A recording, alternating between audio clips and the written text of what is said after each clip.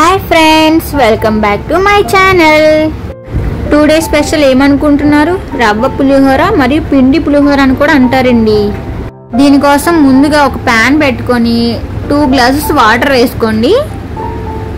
ఇప్పుడు రుచికి తగినంత ఉప్పు, 1 టీ స్పూన్ పసుపు కూడా వేసేసుకొని 3 టేబుల్ స్పూన్స్ ఆయిల్ కూడా వేసుకొని మూత పెట్టేసుకొని వాటర్ని బాయిల్ అవనివ్వండి.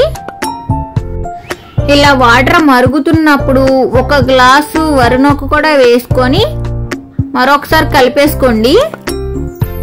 ఇలా కలిపేసుకొని హై ఫ్లేమ్ పెట్టుకొని ఒక 5 మినిట్స్ కుక్ చేయండి. తర్వాత లో ఫ్లేమ్ పెట్టేసుకొని మూత పెట్టుకొని ఇంకో 10 మినిట్స్ కుక్ చేస్తే ఇలా రెడీ అయిపోతుంది. ఇప్పుడు మొత్తం అంతా కలిసేటట్టు ఇలా కలిపేసుకోండి. కలిపేసుకొని ఈ మిశ్రమాన్ని మొత్తం ఒక బేషన్లోకి తీసేసుకోండి. ఈ పిండిని మొత్తం అంతా కంప్లీట్ గా చల్లారనివ్వండి. ఈ లోపు మనం పోపు ప్రిపేర్ చేసుకుందాం. ఇప్పుడు ప్యాన్ పెట్టుకుని 3 టేబుల్ స్పూన్స్ ఆయిల్ వేసుకుని హీట్ అవనివ్వండి. ఇప్పుడు హీట్ అయిన తర్వాత ఒక గుప్పుడు వేరుశనగుళ్ళు కూడా తీసుకొని మంచిగా ఫ్రై చేసుకోండి. తర్వాత పచ్చెనపప్పు, మినపప్పు, ఆవాలు, జీలకర్ర, 2-3 ఎండుమిర్చి, ఒక 2 పచ్చిమిర్చి, గుప్పుడు కరివేపాకు కూడా వేసుకొని మంచిగా ఫ్రై చేయండి. ఇప్పుడు చిటికెడు ఇంగు కూడా వేసుకొని మొత్తం అంతా కలిసేటట్టు ఒకసారి కలిపేసుకొని స్టవ్ ఆఫ్ చేసేసుకోండి. ఇప్పుడు ఈ పిండి మొత్తం ఉండలేం లేకుండా ఒకసారి ఇలా మెదిపేసుకుంటూ కలిపేసుకోండి. అప్పుడే పొడి పొడిగా ఉంటది. ఇప్పుడు 2 మీడియం సైజు నిమ్మకాయలు తీసుకుని రసం తీసుకుని అందులో కొంచెం సాల్ట్ వేసుకోండి.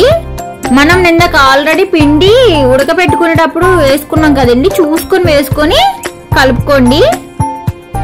మీ కనుక పులుపు సరిపోతే ఇంకో నిమ్మకాయ తీసుకుని రసం తీసుకుని వేసుకోండి. నాకైతే సరిపోయింది.